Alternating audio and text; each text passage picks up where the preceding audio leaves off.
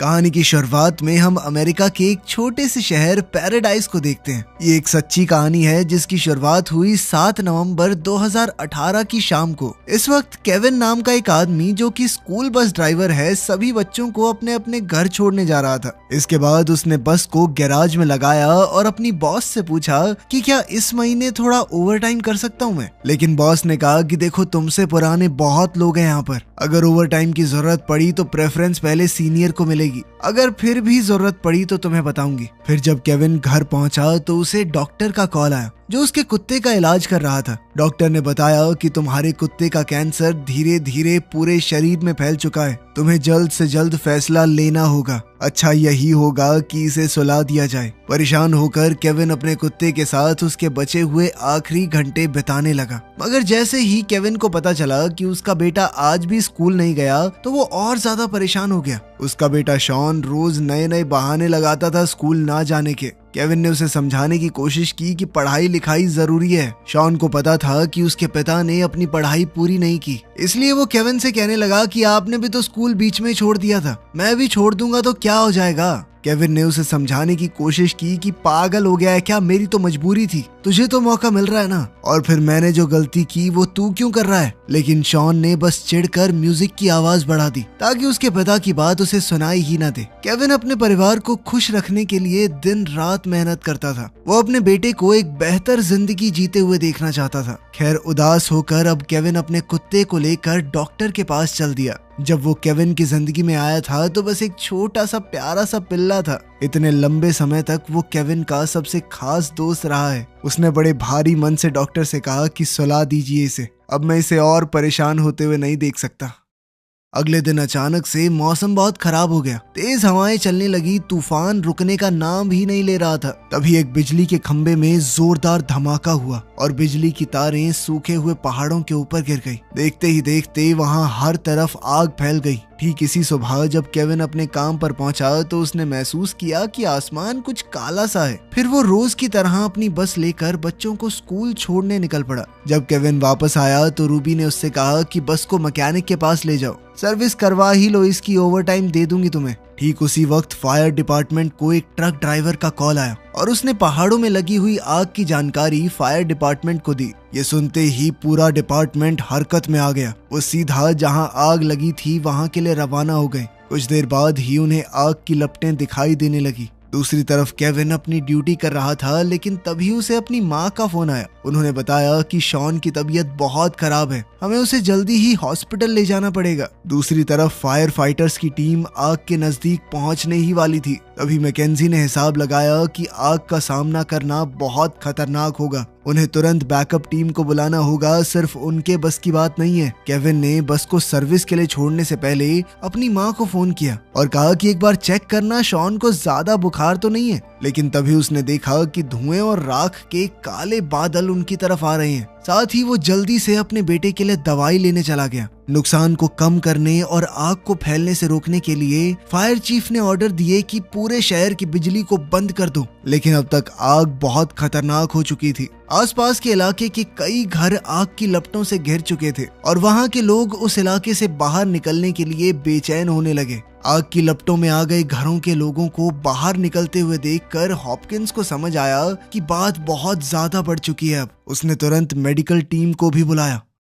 घर जाते वक्त केविन को उसकी बॉस रूबी का फोन आया, जिसने उसे ऑर्डर दिया कि बस को जल्दी से गैराज में वापस ले आओ, आग फैल रही है पूरी जगह पे। लेकिन केविन को नौकरी से ज्यादा अपने बेटे की चिंता हो रही थी। वो ऑर्डर्स ना मानते हुए दवाई की दुकान पर रुक गया। दुकान से बाहर आकर केविन ने देखा कि धुएं का वो बादल और ज्यादा घना होता जा रहा है और अब अपनी नौकरी बचाने के लिए वो जल्द से जल्द गैराज की तरफ बढ़ने लगा। इसी बीच फायर चीफ को पता चला कि जहां पर आग लगी है वहां पर ट्रक्स नहीं पहुंच पाएंगे, इसीलिए वो पहाड़ों में फैल रही आग को रोकने के लिए एयरप्लेन्स की मदद मांगने लगे। उनके ट्रक्स उस एरिया से बचे हुए लोगों को निकालने का काम कर रहे थे। जब हॉपकिंस को महसूस हुआ कि वो सबको वक्त रहते आग से नहीं निकाल पाएगा तो उसने गाड़ी को एक छोटे तालाब के पास रोककर सबको पानी में भाग जाने को कहा। मदद मांगते हुए वो सबको शांत और सुरक्षित रखने की कोशिश कर रहा था। उधर हेडक्वार्टर्स में हवा के रुख को देखते हुए ये हिसाब लगाया गया कि जल्द ही पैराडाइज शहर इस आग की चपेट में आ जाएगा।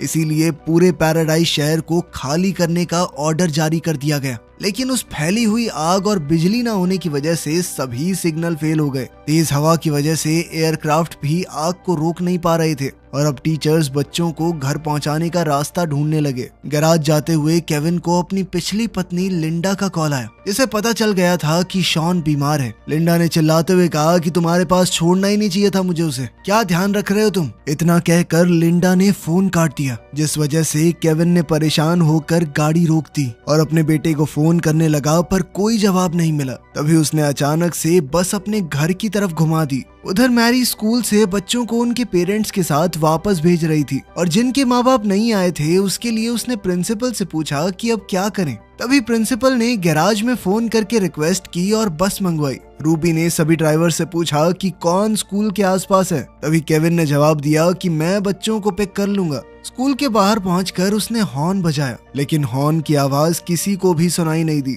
जिसके बाद वो भागकर क्लास में गया और मैरी से बच्चों को बस तक ले जाने में मदद मांगी। मैरी को लगा कि वो इतने सारे बच्चों को अकेला नहीं संभाल पाएगा, इसीलिए वो बच्चों के साथ खुद भी बस में बैठ गई और दोनों मिलकर पैराडाइज स्कूल का सबसे तेज और छोटा रास्ता ढूंढने लगे। सभी सड़कों पर खतरनाक जाम था, तो केविन ने रॉन्ग लेन से जाने की कोशिश की, लेकिन तभी अचानक से आग बुझाने वाला ट्रक आ गया। वो लगभग टकराने ही वाले थे, लेकिन बाल बाल बच गए। रोड के साइड में भी छोटी छोटी जगहों पर आग लगी हुई थी। वो उसके ऊपर से होते हुए एक सेफ जगह पर पहुंच गए। उधर रूबी रेडियो पर केविन से बात करने की कोशिश कर रही थी, लेकिन कोई जवाब नहीं मिला। फिर उसने अपने असिस्टेंट से फोन करवाया तो पता चला कि केविन के फोन में सिग्नल भी नहीं है। ठीक उसी वक्त पूरे पैराडाइज शहर को भी आग लगने से पहले खाली करने के ऑर्डर दे दिए गए, क्योंकि आग अब पूरी तरह बेकाबू हो चुकी थी। केविन से बात करने की आखिरी नाकाम कोशिश के बाद रूबी और बाकी सभी कर्मचारी भी गैराज छोड़कर नजदीकी शहर की तरफ निकल पड़े, क्योंकि उस शहर में अब सबकी जान खतरे में थी। सफर के दौरान केविन मैरी से बातें करने लगा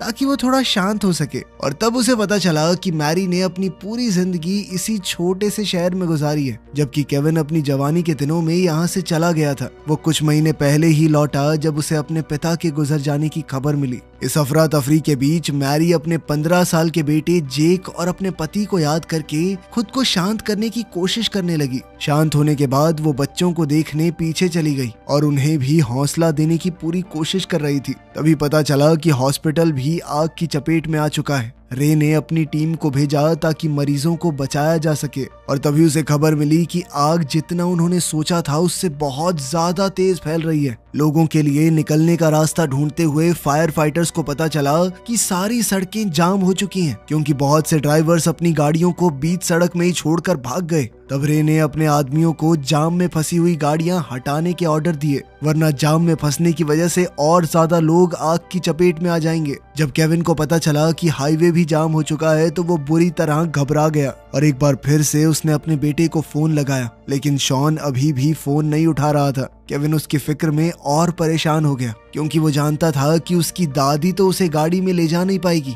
खैर, आग को पास आते देखकर केविन ने मैरी से कहा कि स्टीयरिंग संभालो, और वो खुद नीचे उतरकर जाम को थोड़ा खुलवाने लगा ताकि वो लोग जल्द से जल्द वहां से निकल सकें।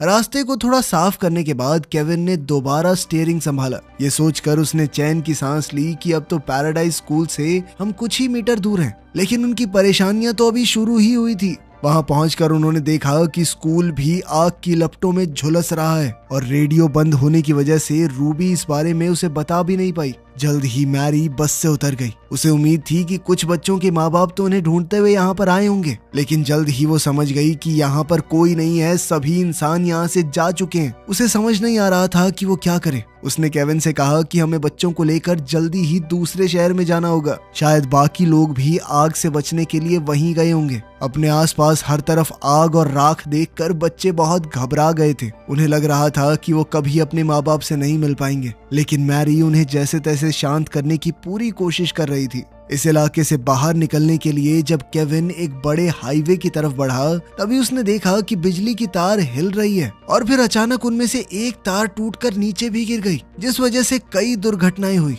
बस को उस तार के करंट से बचाने के लिए केविन को एक दूसरा रास्ता पकड़ना पड़ा। वो सामने लगी हुई एक लकड़ी की दीवार को तोड़ते हुए आगे निकल गया। इस खतरनाक मोड़ के बाद वो हाईवे तक तो पहुंच गया, लेकिन ये देखकर तो वो सदमे में पहुंच गया कि पूरी सड़क बर्बाद हो चुकी है। गाड़ियों के बीच फायर फाइटर्स और पुलिस ऑफिसर्स अपनी जान जोखिम में डालकर लोगों को जैसे तैसे बचा रहे हैं। तभी केविन की नजर कुछ हथियारबंद लोगों के ऊपर गई जो जबरदस्ती गाड़ियों को लूटते फिर रहे थे। वो बस को भी हथियाने की कोशिश करने लगे। बच्चों को सुरक्षित रखने के लिए केविन ने दूसरी लेन में बस को चढ़ा दिया और एक के बाद एक कट मारते हुए जैसे तैसे रास्ते को पार कर लिया। उधर पड़ोसी शहर में रूबी ये पता लगाने की कोशिश कर रही थी कि क्या केविन का कोई अता पता लगा है। वो बच्चों से भरी हुई एक बस चला रहा है, लेकिन एक ड्राइवर ने बताया कि वो तो अभी तक यहाँ पहुंचे ही नहीं। इस पर रूबी बच्चों के माँ बाप को तसल्ली देने की कोशिश करने लगी, लेकिन वो शांत कैसे हो जाते, वो अपने बच्चों की फिक्र में बहुत परेशान थे।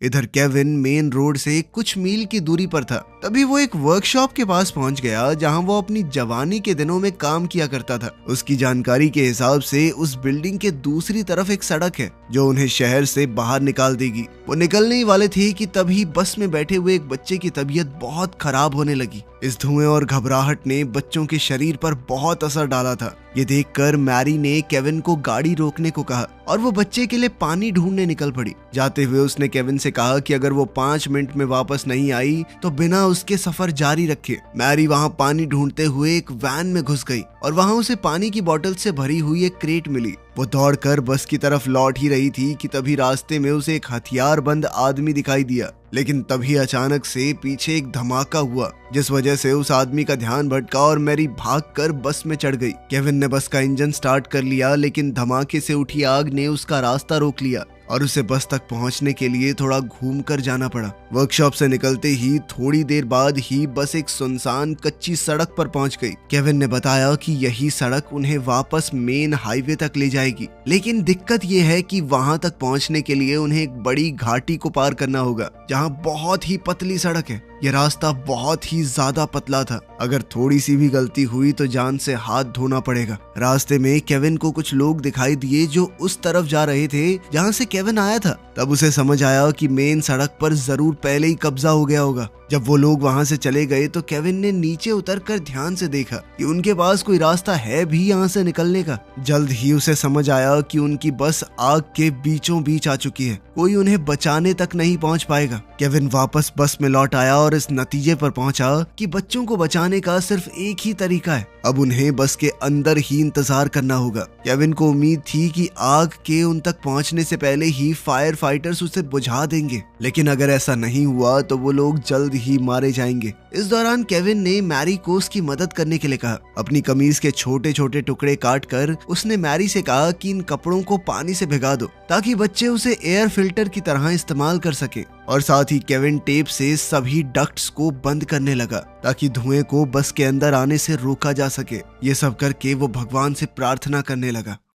कई घंटों तक आग पर काबू पाने की नाकाम कोशिश के बाद बेटी ने अपने बॉस से अकेले में बात करने की गुजारिश की। उसने बताया कि हमें रिपोर्ट मिल रही है कि कई लोग आग की वजह से अपनी गाड़ियों के अंदर फंसे हुए हैं। इसके अलावा हजारों लोग पैदल ही अपनी जान बचाने के लिए इधर उधर दौड़ रहे थे और अगर फायर फाइटर्स इस मुसीबत को जल्द से जल्द काबू में नहीं ला पाए तो सुबह तक जान गंवाने वालों की संख्या कई हजारों में होगी। ये सब सुनकर रे को एहसास हुआ कि उसे आग बुझाने और लोगों को बचाने के बीच में फैसला करना होगा। फंसे हुए लोग बहुत ज्यादा थे तो उसने अपने सभी फायर फाइटर्स को ऑर्डर दिया कि जल्द से जल्द लोगों को बाहर निकालो, इसी चीज पर ध्यान दो। उधर बस में केविन ने बच्चों को खिड़कियों से थोड़ा दूर रहने को कहा क्योंकि बहुत ज्यादा बढ़े हुए टेम्परेचर की वजह से अब शीशे गर्म होने लगे थे। अब वो अपनी सीट पर बैठकर दिमाग को शांत करते हुए मदद का इंतजार करने लगा। उधर मैरी ने बताया कि मैंने अपनी पूरी जिंदगी में सिर्फ 2 बार इस शहर से बाहर कदम रखा है। एक बार छुट्टियां मनाने गई थी और दूसरी बार अपने हनीमून पर। बचपन से ही मैरी का विश्वास था कि अपने छोटे से शहर में वो बिल्कुल महफूज है, लेकिन अब उसे एहसास हो रहा था कि ये जीने का कोई तरीका नहीं है। उसने अपने आप से वादा किया कि अगर वो इस आग से बच गई तो पूरी दुनिया घूमेगी, यूं एक जगह घुट घुट कर नहीं जीने वाली। मैरी की तरह ही केविन को भी अपनी मौत सामने देखकर बहुत सी चीजें याद आई। 28 साल पहले उसका अपने पिता के साथ एक शाम झगड़ा हुआ था। मैं 16 साल का था, इतना नाराज हो गया कि घर छोड़ दिया। फिर एक दिन अचानक माँ का फोन आया कि पापा बहुत बीमार हैं। मैंने सोचा कि एक आखिरी बार मिलकर सब कुछ ठीक कर लूंगा, लेकिन जब तक वापस आया वो जा चुके थे। अपने पिता को खोने के बाद केविन ने सोचा कि अपने बेटे के साथ अपना रिश्ता सही रखूं, लेकिन उस तरफ भी चीजें कुछ खास सही नहीं थी। ये सोचकर केविन रोने लगा कि मैं ना तो एक अच्छा बाप बन पाया, ना ही बेटा। उसी समय जैसे ही केविन को एहसास हुआ कि आग बस के करीब पहुंच रही है, तभी वो फुर्ती दिखाते हुए आग बुझाने वाला सिलेंडर लेकर बाहर निकला ताकि आसपास की आग को बुझाए उन्हें और समय मिल जाए। वो मैरी के साथ मिलकर बच्चों की जिंदगी को जितना लंबा हो सके उतना खींचने की कोशिश करता रहा। जब उसे समझ आ गया कि वो आग को गाड़ी तक पहुंचने से नहीं रोक पाएगा, अब उन्हें आग की चादर से होते हुए ही जाना पड़ेगा। उसी पल उसे पता चला कि गर्मी की वजह से इंजन काम करना बंद कर चुका है, तो वो जल्दी से उसे ठीक करने के लिए दौड़ा। कुछ देर बाद उसने अंदर बैठी मैरी से कहा कि जल्दी से चाबी घुमाओ। खुशकिस्मती से इंजन स्टार्ट हो गया। अब केविन ने जल्दी से स्टीयरिंग संभाला और आग के बीच से गाड़ी निकालने के लिए रेस पर जोर से पैर रख दिया। जैसे ही वो आग की लपटों के बीच से गुजरे, बच्चे घबरा गए और उन्हें लगा कि शायद वो अपने माँ बाप को दोबारा कभी नहीं देख पाएंगे। उस पल के लिए मैरी भी बहुत बुरी तरह डर गई। उसने अंदर ही अंदर अपनी मौत को अपना लिया था, लेकिन केविन फैसला कर चुका था कि वो कुछ भी करके बच्चों को सही सलामत उनके माँ बाप तक पहुंचाएगा। कुछ ही मिनटों में वो आग के बीच से गाड़ी निकालने में कामयाब हो गया। कुछ ही देर में वो आखिरकार सड़क पर पहुंच गए, पैराडाइज शहर पर छाए हुए धुएं के बादलों से दूर। केविन ने आखिरकार चैन की सांस ली। मैरी को तो इस बात पर यकीन ही नहीं हो रहा था कि वो लोग जिंदा बच गए हैं। थोड़ी देर बाद बस पड़ोसी शहर के रेफ्यूजी सेंटर पहुंची और बच्चे फिर से अपने माँ बाप से मिल गए। ये देखने के बाद कि सभी बच्चों को उनके माँ बाप के हवाले कर दिया गया है, मैरी ने खुशी के मारे केविन को गले लगाया और उन सबको सही सलामत शेल्टर तक पहुंचाने के लिए शुक्रिया कहा। तभी उसने अपनी बहन को अपने बेटे के पास खड़ा देखा और वो ये देखकर बहुत खुश हुई कि दोनों सही सलामत हैं। क्योंकि स्टीवन शहर से बाहर था, इसलिए मैरी जानती थी कि वो खतरे में नहीं है। दूसरी तरफ जब केविन रूबी से मिला तो रूबी की आंखों में आंसू आ गए। रूबी ने उसकी बहादुरी को सलाम किया कि इतनी मुसीबत के समय पर भी तुम काम करते रहे। खैर, अपना मिशन पूरा करने के बाद केविन को अपनी माँ और बेटे की चिंता हो रही थी। लिस्ट देखने पर उसे पता चला कि उनके नाम तो यहाँ है ही नहीं। घबरा कर केविन पूरे शेल्टर में अपने परिवार को ढूंढने लगा। तभी उसने एक एम्बुलेंस के पास अपनी माँ को इलाज करवाते हुए देखा, तो केविन ने तुरंत उनके पास जाकर पूछा कि माँ आप यहाँ तक कैसे पहुँची। जेरी ने बताया कि हमारा जो पड़ोसी है वो मुझे घर से सीधा यहाँ ले आया, जबकि शॉन को उसकी माँ लिंडा अपने साथ ले गई। आग फैलने की खबर सुनते ही वो जल्दी से अपने बेटे को बचाने पैराडाइज पहुँच गई थी। ये सुनकर केविन ने आखिरकार चैन की सांस ली। अगले दिन जब फायर फाइटर्स आग पर काबू पाने में कामयाब हो गए, तो केविन ने अपने घर जाकर देखा कि क्या कुछ बचा है। उसने देखा कि सब कुछ जलकर राख हो गया था। अपने बेटे के बचपन की एक अधजली तस्वीर उठाकर केविन उदासी के साथ अपने घर को देखता रहा। तभी उसे एक गाड़ी अपने पास आती दिखाई दी। जैसे ही लिंडा ने गाड़ी पार्क की, तभी शॉन गाड़ी से उतरकर अपने पिता को गले लगाने के लिए दौड़ पड़ा। उस लम्हे में केविन को यकीन हो गया कि अभी देर नहीं हुई है, वो अभी भी एक अच्छा पिता बन सकता है, अपने बेटे के साथ अपने रिश्ते को बेहतर बना सकता है और इसके लिए जो भी जरूरी होगा वो सब करेगा। वीडियो पसंद आई तो लाइक कर देना, चैनल को सब्सक्राइब कर लेना। मिलते हैं अगली वीडियो में।